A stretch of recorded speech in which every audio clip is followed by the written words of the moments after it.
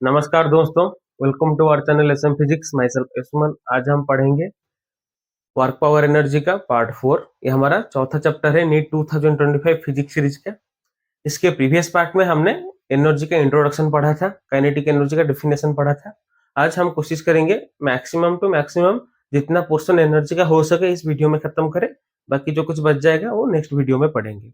तो एनर्जी के बारे में हमने पढ़ा था। What is energy? Energy is the capacity to do work. जितना हम वर्क कर सकते हैं वो हमारा क्या है? एनर्जी है। देन हम काइनेटिक एनर्जी के डेफिनेशन के बारे में पढ़ा था। काइनेटिक एनर्जी क्या होता है? It is the energy possessed by a body due to its motion.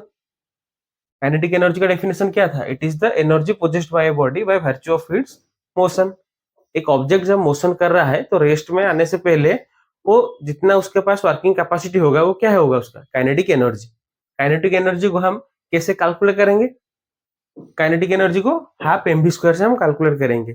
यहाँ पे एम क्या है? Mass of the body, mass of body. V क्या है? Velocity of the body. ठीक है, तो इससे हम काइनेटिक एनर्जी को कैलकुलेट करेंगे। यहाँ पे कुछ पॉइंट्स जानते हैं हम काइनेटिक एनर्जी के बारे में। Since both mass and velocity का square are positive, hence kinetic energy will be always positive. इसका मतलब क्या है? देखिए, काइनेटिक एनर्जी को हम कैलकुलेट कैसे करेंगे? हाफ एम वी स्क्वायर से। मास हमेशा पॉजिटिव होगा, ठीक है। वेलोसिटी पॉजिटिव हो सकता है, नेगेटिव भी हो सकता है, लेकिन यहाँ पे क्या है? वेलोसिटी का स्क्वायर, तो ये हमेशा क्या होगा? पॉजिटिव होगा। तो काइनेटिक एनर्जी क्या होगा? हमेशा पॉजिटिव होगा, ठीक है। देन नेक्स्ट पॉइंट, ये सबसे इंपॉर्टेंट पॉइंट है। Kinetic energy depends on frame of reference. इसका मतलब क्या है? फ्रेम ऑफ रेफरेंस के ऊपर काइनेटिक एनर्जी हमेशा डिपेंड करेगा। जैसे कि एक एग्जांपल मान लीजिए, kinetic energy of a person of mass m sitting in a bus moving with a speed v is 0 in the frame of bus but half m v square in the frame of earth. इसका मतलब क्या है? देखिए, अगर ये एक boss है जो कि मूव कर रहा है, किससे? v वेलोसिटी से। इसके अंदर एक पर्सन बैठा है, उसके साथ एक और पर्सन बैठा है, बाहर एक पर्सन यहाँ पे खड़ा है, ठीक है। फर्स्ट फ्रेम ऑफ रेफरेंस में जो पर्सन बैठा है इसके साथ, ये पर्सन ए है, ये बी है, ये सी है, ठीक है। तो पर्सन बी के हिसाब से ए क्या है? अपने जगह पे है। ये दोनों सेम फ्रेम ऑफ रेफरेंस में है, तो यहाँ पे ये कोई वेलोसिटी से मूव नहीं कर रहा है, अपने जगह पे स्टेबल है। तो यहाँ पे इसका काइनेटिक एनर्जी क्या होगा? 0 होगा, क्योंकि इसके पास मास तो है लेकिन कोई वेलोसिटी नहीं है। वहीं पे अगर बाहर कोई बंदा खड़ा है, यहाँ पे एक पर्सन सी पर्सन खड़ा है, ठीक है।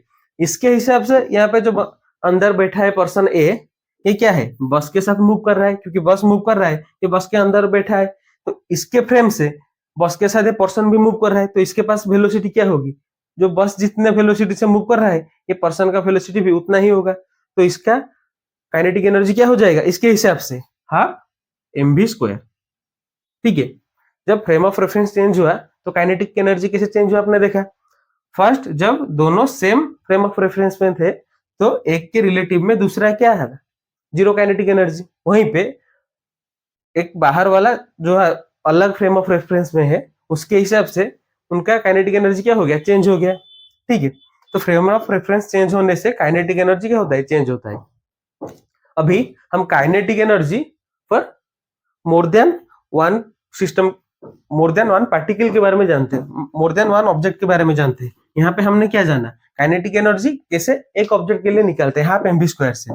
वहीं पे अगर एक से ज्यादा ऑब्जेक्ट हो तो, सिस्टम ऑफ पार्टिकल्स हो तो, देखिए मान लीजिए यहाँ पे ये एक सिस्टम है जिसमें एक से ज्यादा ऑब्जेक्ट है। मान लीजिए इसका मास m1 है, इसका मास m2 है, इसका मास m3 है। तो इनका काइनेटिक एनर्जी क्या हो जाएगा? इनका टोटल काइनेटिक एनर्जी क्या हो जाएगा? Half m1 v1 square plus इसका वेलोसिटी मान लीजिए v1, इसका v2, इसका v3। तो half m1 v1 square plus half m2 v2 square plus half m3 v3 square, ठीक है। ये क्या है अपना? तीनों का सिस्टम में जो तीन पार्टिकल है, तीनों का काइनेटिक एनर्जी हमने ऐड कर दिया। इसको हम इस टोटल फॉर्मूला को हम और कैसे लिख सकते हैं, यहाँ पे 3 ऑब्जेक्ट था इसीलिए हमने ऐसे लिख लिया। अगर बहुत ज्यादा ऑब्जेक्ट हो तो मोर देन 10 या फिर 15 पार्टिकल्स हो या फिर इन्फिनाइट पार्टिकल्स हो, तो वहां पे हम कैसे कैलकुलेट करते हैं, kinetic energy equal to summation of half m i v i का स्क्वायर। ये अपना सिस्टम ऑफ पार्टिकल्स के लिए काइनेटिक एनर्जी का फॉर्मूला। ठीक है, इसको आप याद रखेंगे, ये क्वेश्चंस में यूज होगा। अभी काइनेटिक एनर्जी के ऊपर कुछ क्वेश्चंस करते हैं।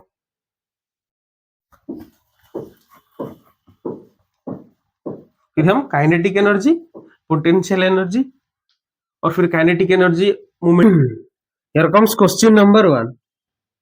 When a man increase his speed by 2 meter per second, he finds that his kinetic energy is doubled. Find the original speed of the man. मान लेते हैं कि उसका मास क्या है, मास ऑफ द मैन क्या मान लेते हैं, m। इनिशियली वेलोसिटी v1 को हम v मान लेते हैं। ठीक है, तो यहाँ पे इसका काइनेटिक एनर्जी क्या हो जाएगा, kinetic energy equal to half mv square. तो यहाँ पे पहले मास था m, वेलोसिटी था v, तो mv स्क्वायर। जब उसका वेलोसिटी 2 मीटर पर सेकंड बढ़ा तो क्या होगा, मास सेम रहेगा, वेलोसिटी क्या हो जाएगा v प्लस 2, इसको हम v2 मान लेते हैं। ठीक है, बढ़ने के बाद जो वेलोसिटी होगा v2 v प्लस 2। ठीक है, तो यहाँ पे काइनेटिक एनर्जी कितना हो जाएगा, हम इसको ke2 मान लेते हैं, इसको ke1। तो सेकेंड काइनेटिक एनर्जी क्या हो जाएगा, हाफ m v2 का स्क्वायर। ठीक है, v2 क्या है, v प्लस 2, तो हाफ m v प्लस 2 का स्क्वायर। ठीक है, अपना सेकेंड काइनेटिक एनर्जी, ये है फर्स्ट काइनेटिक एनर्जी। दोनों में रिलेशन क्या है, जब वेलोसिटी बढ़ेगा तो काइनेटिक एनर्जी क्या होगा, डबल होगा, मतलब second kinetic energy equal to double of first kinetic energy. ठीक है, तो first kinetic energy upon second kinetic energy क्या होगा, फर्स्ट काइनेटिक एनर्जी कितना है, half m v square. Second kinetic energy कितना है, हाफ एम वी टू का स्क्वायर। ठीक है, तो यहाँ पे सेकेंड काइनेटिक एनर्जी कितना है, फर्स्ट का डबल, तो यहाँ पे के ई वन अपन ये क्या हो जाएगा 2 के ई वन इक्वल टू यहाँ पे हाफ एम कैंसिल हो गया, तो कितना रह गया v square upon v two का स्क्वायर। तो फर्स्ट काइनेटिक एनर्जी यहाँ पे सेम हो गया, तो कितना रह गया v square upon v two कितना है v प्लस 2, तो v प्लस 2 का स्क्वायर इक्वल टू यहाँ पे कितना रह गया 1/2। ठीक है, इसको मैंने इस साइड ले आया, इसको इस साइड ले गया। ठीक है, तो यहाँ पे क्रॉस मल्टीप्लीकेशन करते हैं, ये आ गया 2v स्क्वायर, v प्लस 2 का होल स्क्वायर कितना आ जाएगा v square plus 4v plus 4। ठीक है, तो इसको इस तरफ ले आते हैं ताकि सॉल्व कर सके हम। तो यहाँ पे इसको इस तरफ ले आए तो क्या होगा 2v square minus v square हो गया कितना v स्क्वायर, ये इस तरफ आ गया minus 4v minus 4 equal to 0। तो यहां से हम v का वैल्यू निकालेंगे। v का वैल्यू कैसे निकालेंगे, x equal to minus b plus minus b square minus 4ac upon 2a। इस फॉर्मूले को यूज करके हम यहाँ पे सॉल्व करेंगे। तो v क्या हो जाएगा माइनस b कितना है -4, माइनस b कितना हो जाएगा +4 हो जाएगा, 4 plus minus b square minus 4ac। b कितना है -4 का स्क्वायर कितना 16 माइनस 4ac, 4a कितना है 1, c कितना है 4, तो ये आ गया कितना 16 का रूट ओवर अपन नीचे कितना 2a, 2a कितना है 1 है, ये आ गया अपना नीचे 2। यहाँ पे इसको सॉल्व करेंगे, अपना आंसर आ जाएगा। तो यहाँ पे 4 प्लस माइनस ये कितना आ गया b स्क्वायर माइनस 4ac। कहीं पे कुछ गलत हुआ है क्या, यहाँ पे c कितना है 4 है अपना, a कितना है 1, आ गया 4 4 16, यहाँ पे b स्क्वायर माइनस 4ac। तो b का स्क्वायर कितना है 4 का स्क्वायर 16 माइनस, अच्छा यहाँ पे ये -4 है, तो -4 यहाँ पे आके ये प्लस हो जाएगा, ठीक है। तो ये आ गया +16 हो जाएगा।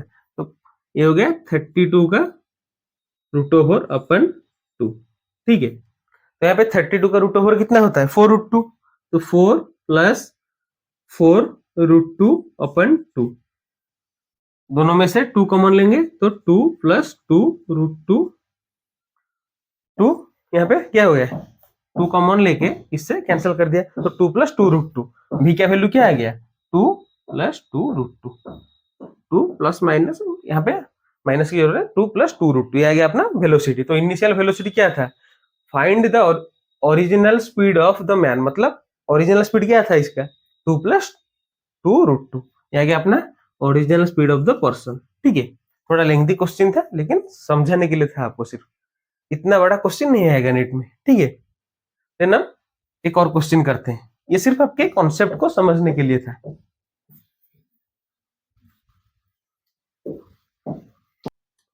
Question number 2. A body of mass 0.8 kg has initial velocity 3i cap minus 4j cap meter per second. Final velocity minus j cap plus 2k cap meter per second. Find change in kinetic energy. मतलब del k ही पूछा है, change in kinetic energy क्या होगा, final kinetic energy minus initial kinetic energy, half m final velocity का square minus half m initial velocity का square, ठीक है। तो हाफ m कॉमन चला गया, रह गया ब्रैकेट में क्या फाइनल वेलोसिटी का स्क्वायर माइनस इनिशियल वेलोसिटी का स्क्वायर। यहाँ पे गिवन है इनिशियल वेलोसिटी फाइनल वेलोसिटी दोनों का मैग्नीट्यूड निकालते हैं, तो इनिशियल वेलोसिटी क्या मैग्नीट्यूड क्या होगा 3 का स्क्वायर प्लस 4 का स्क्वायर का √, तो कितना आ गया 25 का √। इसको √, नहीं निकालते हैं क्यों, क्योंकि यहाँ पे स्क्वायर करना है तो डबल काम होगा। फाइनल वेलोसिटी क्या होगा 6 का स्क्वायर प्लस 2 का स्क्वायर का √, ये आ गया कितना √40।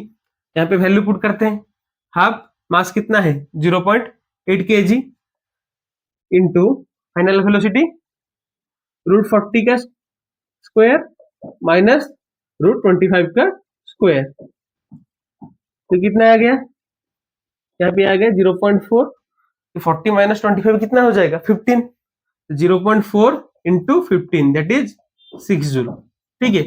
अपना चेंज इन काइनेटिक एनर्जी कितना आ गया 6 जूल। अभी हम काइनेटिक एनर्जी एंड मोमेंटम के बीच में, लीनियर मोमेंटम के बीच में रिलेशन के बारे में जानते हैं, ठीक है। Kinetic energy and linear momentum दोनों के बीच में क्या रिलेशन है, लीनियर मोमेंटम क्या है, लीनियर मोमेंटम का फॉर्मूला क्या है m v, p equal to m v, p क्या है मोमेंटम का sign, p equal to m v mass into velocity. वहीं पे काइनेटिक एनर्जी क्या है अपना K equal to half m v square, ठीक है। दोनों के बीच में क्या रिलेशन है kinetic energy equal to p square upon 2m, ठीक है। मोमेंटम का स्क्वायर अपन 2 इंटू मास क्या है अपना काइनेटिक एनर्जी, देखिए पी स्क्वायर क्या हो जाएगा मास का स्क्वायर वेलोसिटी का स्क्वायर अपन 2 इंटू एम, तो एम एम कैंसिल हो गया, रह गया कितना mv²/2, और हाफ mv² वही क्या है अपना काइनेटिक एनर्जी। तो ये अपना relation kinetic energy and momentum के बीच में, और मोमेंटम इक्वल टू क्या हो जाएगा p इक्वल टू 2km का √, ये भी एक रिलेशन है, ठीक है। ये जो रिलेशन है इसमें से एक चीज अपने को पता चलेगी क्या कि जब वेलोसिटी कांस्टेंट है, जब v कांस्टेंट है, वहां पे kinetic energy directly proportional to क्या हो रहा है मास हो रहा है। लेकिन अगर मोमेंटम कांस्टेंट है वहां पे kinetic energy inversely proportional to mass है, ठीक है। यहाँ पे इनवर्सली प्रोपोर्शनल टू मास है कब, जब मोमेंटम कांस्टेंट है। जहाँ पे वेलोसिटी कांस्टेंट है वहां पे डायरेक्टली प्रोपोर्शनल टू मास है क्या काइनेटिक एनर्जी। तो काइनेटिक एनर्जी लीनियर मोमेंटम के रिलेशन में कुछ क्वेश्चन करेंगे, उससे पहले एक और इंपॉर्टेंट चीज अपने को जानना है कि percentage change in kinetic energy equal to 2 of percentage change 2 into percentage change in momentum, मतलब काइनेटिक एनर्जी में जितना परसेंट चेंज होगा उससे डबल चेंज होगा किसमें मोमेंटम में। लेकिन ये सिर्फ वैलिड है कहां तक 1 to 5%, छोटे के लिए वैल्यू, ठीक है। अगर बड़ा चेंज होगा तो उसमें ये वैलिड नहीं है। अभी इसके ऊपर कुछ क्वेश्चंस करते हैं।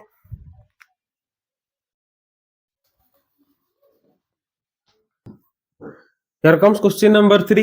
If momentum of a body is increased n times its kinetic energy increases.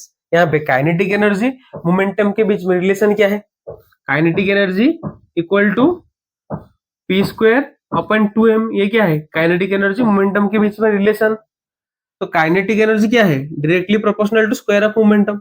अगर मोमेंटम n टाइम्स बढ़ेगा तो काइनेटिक एनर्जी कितना हो जाएगा? n स्क्वायर हो जाएगा। तो कितना टाइम बढ़ेगा? यहाँ पे n स्क्वायर टाइम्स बढ़ेगा। ठीक है, देन नेक्स्ट क्वेश्चन करते हैं। Here comes question number 4. If kinetic energy increases by 3%, the momentum increases by। देखिए काइनेटिक एनर्जी मोमेंटम में रिलेशन क्या है? Percentage of kinetic energy equal to 2 into percentage change in momentum. इसका मतलब क्या है? अगर मोमेंटम ए बढ़ेगा तो काइनेटिक एनर्जी कितना बढ़ेगा? 2a बढ़ेगा। मोमेंटम जितना बढ़ेगा काइनेटिक एनर्जी उसका डबल होगा, 2 इंटू उतना। ठीक है, तो यहाँ पे 3% बढ़ा क्या? Kinetic energy. तो मोमेंटम कितना बढ़ेगा? P equal to 3/2 that is 1.5%। ठीक है, तो काइनेटिक एनर्जी अगर 3% बढ़ा तो मोमेंटम कितना बढ़ा होगा? 1.5%, क्योंकि मोमेंटम जितना बढ़ेगा काइनेटिक एनर्जी उसका डबल बढ़ेगा। कब तक? 1 to 5%। छोटे वैल्यूज के लिए, बड़े वैल्यूज के लिए ये वैलिड नहीं है। ठीक है, देन नेक्स्ट क्वेश्चन करते हैं। अभी मैंने शायद गलत बताया था कि काइनेटिक एनर्जी जितना होगा मोमेंटम उससे डबल बढ़ेगा, लेकिन ये गलत है। ये रिलेशन ये है कि percentage change in kinetic energy equal to 2 into percentage change in momentum. मतलब मोमेंटम ए बढ़ा तो काइनेटिक एनर्जी 2a हो जाएगा। क्यों? क्योंकि यहाँ पे 2 इंटू मोमेंटम का परसेंटेज है। ठीक है, अगर ये x बढ़ा तो काइनेटिक एनर्जी कितना बढ़ जाएगा? 2x बढ़ जाएगा। ठीक है, मोमेंटम जितना बढ़ेगा काइनेटिक एनर्जी उसका डबल बढ़ेगा। Percentage. Here comes question number 5. If kinetic energy of a body is doubled of its initial kinetic energy, then the momentum of the body will be। यहाँ पे काइनेटिक एनर्जी इनिशियल से दुगना बढ़ जाएगा तो momentum क्या होगा? काइनेटिक एनर्जी क्या है? मोमेंटम का स्क्वायर अपन 2m। तो मोमेंटम क्या है? 2 into kinetic energy into mass का रूट ओवर। ठीक है, तो मोमेंटम क्या है? Directly proportional to root over of kinetic energy. अगर काइनेटिक एनर्जी डबल्ड हुआ तो वहां पे मोमेंटम क्या हो जाएगा? कितना बढ़ जाएगा यहाँ पे मोमेंटम? √2 टाइम्स बढ़ेगा। आंसर क्या आ गया? ये option B. Kinetic energy momentum में रिलेशन क्या है? Kinetic energy equal to momentum का square upon 2 into mass. Momentum equal to 2 into kinetic energy into mass का रूट ओवर। ये तो रिलेशन है। तो मोमेंटम डायरेक्टली प्रोपोर्शनल टू क्या है? Root over of kinetic energy. अगर काइनेटिक एनर्जी डबल हुआ तो मोमेंटम कितना बढ़ेगा? रूट ओवर ऑफ 2, √2 बढ़ेगा, √2 टाइम्स। ठीक है, देन नेक्स्ट क्वेश्चन करते हैं।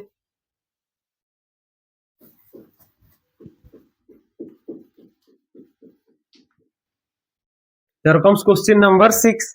A ball of mass 2 kg and another mass of 4 kg are dropped together from 60 feet tall building.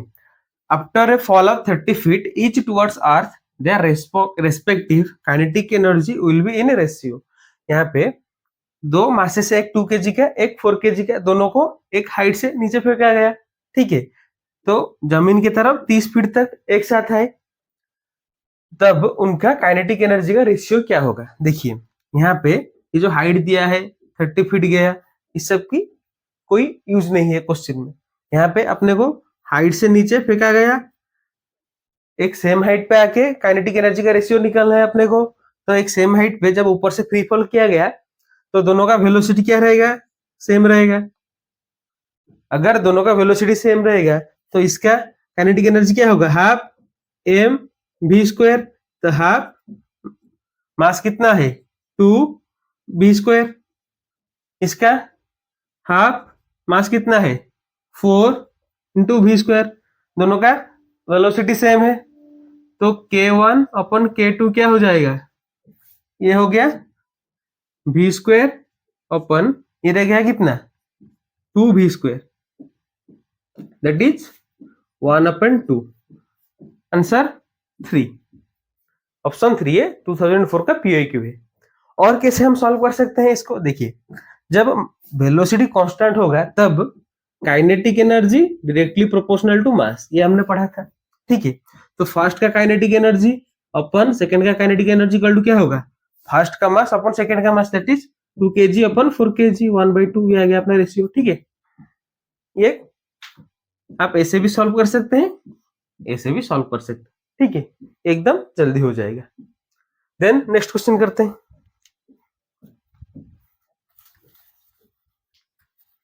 Question number 7. If kinetic energy of a body is increased by 300%, then percentage change in momentum. ये 2002 का अपना NEET का PIQ है। देखिए यहाँ पे kinetic energy कितना change हुआ, मान लेते हैं पहले 100 था, 100 था, ठीक है, उससे बढ़ा कितना 300%, तो 100 से 300% जब बढ़ेगा, 300% बढ़ा तो कितना हो जाएगा 400 हो जाएगा। 300% बढ़ने के बाद तो कितने टाइम्स बढ़ा, 400, 100 का कितने टाइम्स है 4 टाइम्स बढ़ा।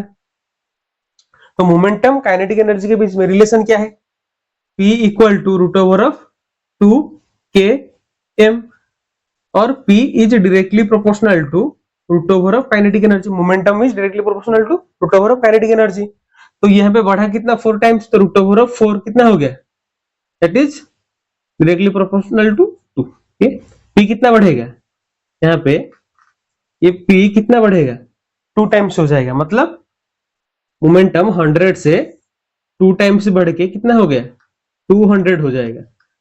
2 टाइम्स मतलब 100% बढ़ा, ठीक है, जितना था उतना ही बढ़ा फिर से। तो ये आ गया अपना आंसर ऑप्शन ए, ये 2002 नीट का PIQ है। देखिए यहाँ पे अगर आप वो रिलेशन यूज करेंगे कौन सा वाला, कि percentage change in kinetic energy equal to 2 into percentage change in momentum, ये वाला रिलेशन अगर आप यूज करते हैं यहाँ पे, तो यहाँ पे काइनेटिक एनर्जी का कितना परसेंट चेंज हो जाता है 300%, तो मोमेंटम का कितना हो जाता है 300/2, तो मोमेंटम का चेंज हो जाता है 150%, लेकिन ये गलत हो जाता है, आंसर अपना कितना है 100%। तो ये वाला फॉर्मूला सिर्फ छोटे वैल्यू 1 से 5% के लिए वैलिड है, जब बड़ा चेंज होगा तब हम ऐसे करेंगे, ठीक है। देन नेक्स्ट क्वेश्चन करते हैं। Here comes question number 8. Here comes question number 8. Here comes question number 8. A particle is projected making an angle of 45 degree with horizontal, having kinetic energy K. The kinetic energy at highest point will be. देखिए यहाँ पे particle यहाँ से project किया गया, मान लेते हैं कि u वेलोसिटी से, ठीक है, हॉरिजॉन्टल से कितने पे 45 डिग्री पे, हाईएस्ट पॉइंट पे अपने को क्या निकालना है काइनेटिक एनर्जी।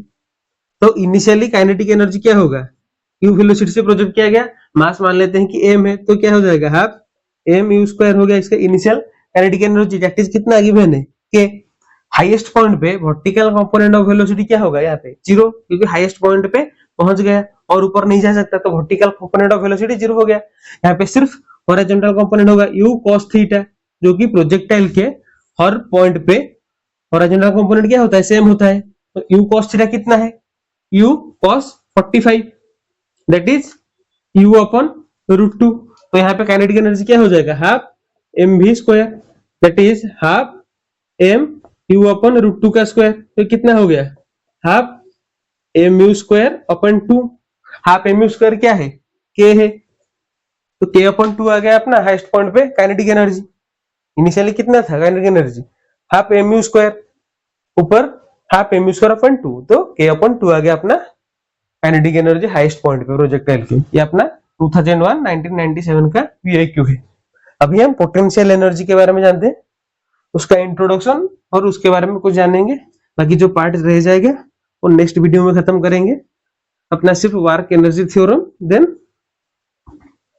कुछ और पोर्शन रह गए हैं, आज हम स्टार्ट कर लेंगे पोटेंशियल एनर्जी।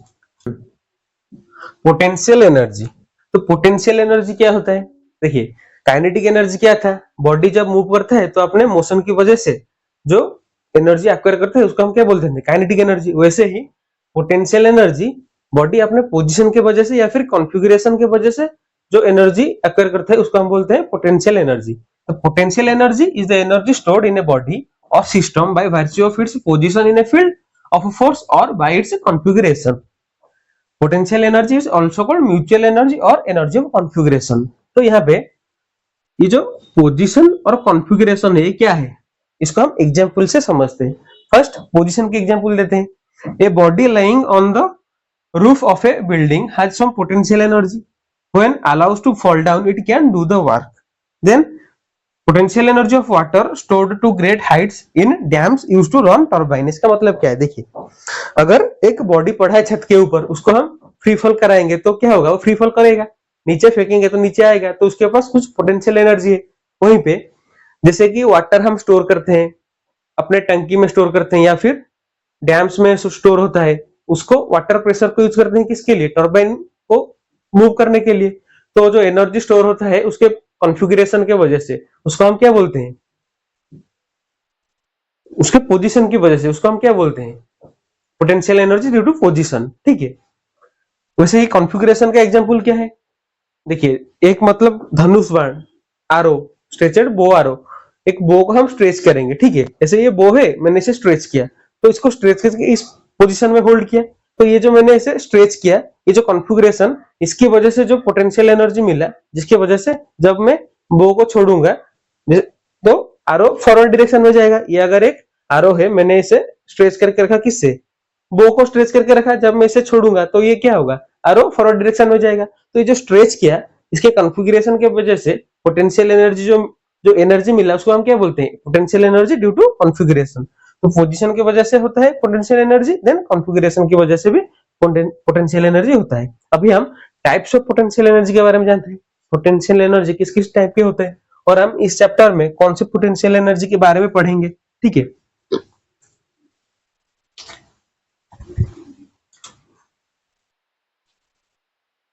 पोटेंशियल एनर्जी, तो पोटेंशियल एनर्जी कितने तरह के होते हैं, तीन तरह के, gravitational potential energy, elastic potential energy, electrostatic potential energy. Three type से पोटेंशियल एनर्जी होते हैं। ग्रेविटेशनल पोटेंशियल एनर्जी क्या है, potential energy associated with the state of separation of two bodies which attract one another through the gravitational force. दो object के बीच में जो अट्रैक्शन फोर्स होता है उसको क्या बोलते हैं हम, ग्रेविटेशनल पोटेंशियल एनर्जी। वो जो अट्रैक्शन के वजह से जो एनर्जी होती है उसको हम बोलते हैं gravitational potential energy. Then elastic potential energy, potential energy associated with the state of compression or extension of an elastic object. मतलब एक स्प्रिंग है या फिर एक रबर बैंड है, उसको हम ऐसे खींचते हैं तो वापस से अपने इनिशियल पोजीशन पे चला आता है, पहले जैसा था वैसा हो जाता है, उसको हम क्या बोलते हैं, इलास्टिक पोटेंशियल एनर्जी। जैसे हमने उसको खींचा, जैसे कि एक रबर की तरह मैंने इसको खींचा, तो इसमें क्या हुआ, पोटेंशियल एनर्जी जो है उसकी वजह से मैं जब इसे छोड़ूंगा तो अपने जगह पे चला गया, तो इसको हम क्या बोलते हैं, इलास्टिक पोटेंशियल एनर्जी। वैसे ही इलेक्ट्रोस्टैटिक पोटेंशियल एनर्जी क्या है, the energy due to the interaction between two electric charges. दो इलेक्ट्रिक चार्जेस के इंटरेक्शन की वजह से जो पोटेंशियल एनर्जी होती है उसको क्या बोलते हैं हम, इलेक्ट्रोस्टैटिक पोटेंशियल एनर्जी। हम इसको इलेक्ट्रोस्टैटिक्स में पढ़ेंगे, इलास्टिक पोटेंशियल एनर्जी को बाद में पढ़ेंगे। इस चैप्टर में हम बेसिकली ग्रेविटेशनल पोटेंशियल एनर्जी को पढ़ेंगे और इलास्टिक पोटेंशियल एनर्जी कुछ कुछ पढ़ेंगे। ठीक है, फर्स्ट हम ग्रेविटेशनल पोटेंशियल एनर्जी से स्टार्ट करेंगे नेक्स्ट वीडियो में। यहाँ पे खत्म करते हैं इस वीडियो को। पोटेंशियल एनर्जी क्या होता है हमने जाना, अपनी पोजीशन और कॉन्फ़िगरेशन के वजह से जो एनर्जी गेन होता है और जो एनर्जी एक्वायर्ड होता है उसको हम क्या बोलते हैं, पोटेंशियल एनर्जी। पोटेंशियल एनर्जी तीन तरह के होते हैं, gravitational potential energy, electrostatic potential energy, then elastic potential energy. Gravitational potential energy दो ऑब्जेक्ट के बीच में जो अट्रैक्शन उसके वजह से जो एनर्जी होता है उसको क्या बोलते हैं, gravitational potential energy. Elastic potential energy क्या होता है, जब एक इलास्टिक चीज को मतलब स्प्रिंग या फिर रबर को खींचते हैं तो अपने प्रीवियस पोजीशन में वो वापस आ जाता है, तो उसमें जो पोटेंशियल एनर्जी स्टोर होता है उसकी वजह से वो अपने प्रीवियस पोजीशन या फिर अपने शेप में आ जाते हैं, उसको हम क्या बोलते हैं, इलास्टिक पोटेंशियल एनर्जी। वैसे ही इलेक्ट्रोस्टैटिक पोटेंशियल एनर्जी दो इलेक्ट्रिक चार्जेस के बीच में इंटरेक्शन की वजह से होता है। ठीक है, यहाँ पे खत्म करते हैं इस वीडियो को। नेक्स्ट वीडियो में हम पोटेंशियल एनर्जी के बारे में बाकी जो रेस्ट बच गया है उसको खत्म करेंगे, फिर work energy theorem, then conservation of energy, और 2-3 टॉपिक बच गए हैं उसको खत्म करेंगे। अपना एनर्जी कंप्लीट नेक्स्ट वीडियो में खत्म करेंगे, उसके बाद पावर पढ़ेंगे। ठीक है, तो यहाँ पे खत्म करते हैं इस वीडियो को। Thanks for watching, thank you.